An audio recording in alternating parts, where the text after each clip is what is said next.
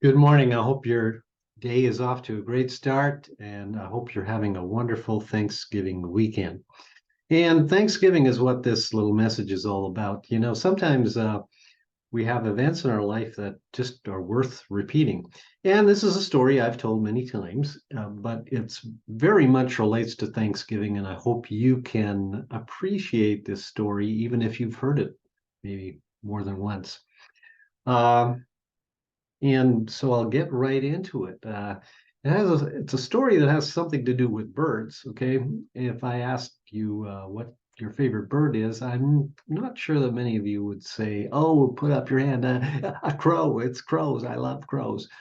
Well, neither do I love crows particularly.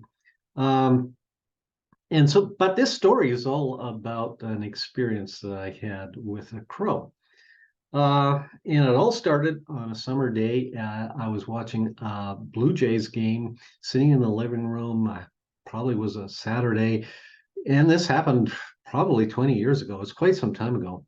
In any case, there I am intently watching this game when suddenly there's this tremendous crash and shook the whole house. Karen comes running into the living room and what happened?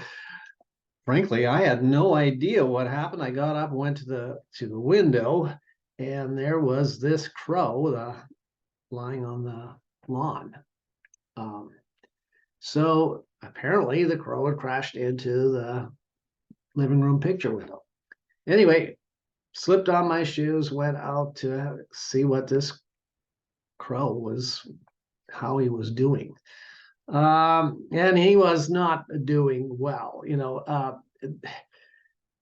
One wing off to one side, and he's gasping for air in deep, deep distress. That was clearly obvious. Okay, looked the mess, and I thought, oh no, well, I guess I'm going to have to dispatch this crow, and get the shovel and whack it on the head or something, and then just dispose of it because he looked near death, so he wasn't dead.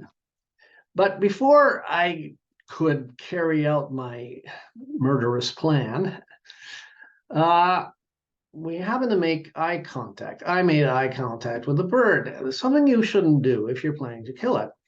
In any case, mind you, just grant the fact that this was out of mercy. At least that was my thought. Having made this eye contact, though, there was something about this pleading eyes, you might say, that made me think, well, maybe I shouldn't do this. Anyway, I ended up kneeling down and whispering, just a little prayer for this bird, something like, "Lord, spare this crow." And turned back, walked to the house. Karen was watching all this, and said, what? I asked, what should I do here? And she said, well, give it a little time, maybe it'll recover. So I went back in the house and watched another inning of Blue Jays baseball, and it was a particularly intense game. Got up from that game and looked out the window, and there's no crow there. So I went out and took a good look to see if that crow was anywhere in sight. No, couldn't find it at all. Well, I was quite surprised by that, but well, so what? I guess maybe it was good I didn't kill it. He's off. Okay. Well, the story doesn't end there. About 2 weeks later, I went out on one of those mornings and was looking at my lawn. So standing about the same place where I saw this crow, uh, where it was lying, and and I was in this deep contemplation of, do I need to cut the lawn today, or can put it off on to another day because life is busy, or should I just get this job done? Well, while I was standing there, this crow descends out of a tree next to me and next to us and onto the driveway beside us, and then the crow walks right over to me. And it got within about a meter, and I was in like shock. What's going on here? Because I'd never been approached by a crow before. You probably haven't either. In any case, this crow standing there, kind of looking me over, and I'm looking the crow over, and I kind of immediately realized this must be the crow that had crashed into my window. And here, if that crow could talk, and we did this eye to eye thing one more time, okay? And if that crow could say something, he was saying, "Thanks for sparing my life, and I'm fine now." And with that said, and there was no verbal communication, but it was clearly, if eyes could speak, that's exactly what I knew he was doing. Why else would he come up to me? And I had what might be called sort of one of those eye-opening moments where I realized this crow was coming to say thank you, to say he was fine, maybe to say, "Hey, sorry, I ran into your house, ran into that window." But that crow was communicating in the best way he possibly could his appreciation for life. I walked back into the house and I was just absolutely humbled. And there's a story that just came to my mind almost immediately. It's a story about Jesus and the 10 lepers.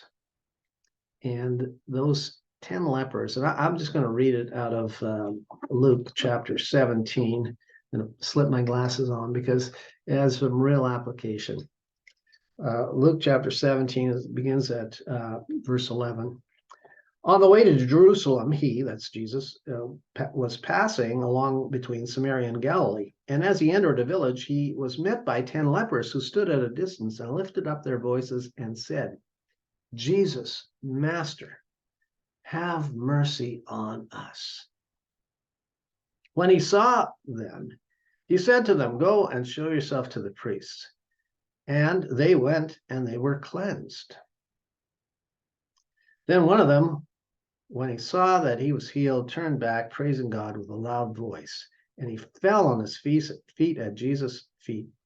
He fell on his face at Jesus' feet, giving him thanks. Now he was a Samaritan. Then said Jesus, "Were not 10 cleansed? Where are the 9? Was no one found to return and give praise to God except this foreigner?" And he said to them, "Rise and go your way. Your faith has made you well."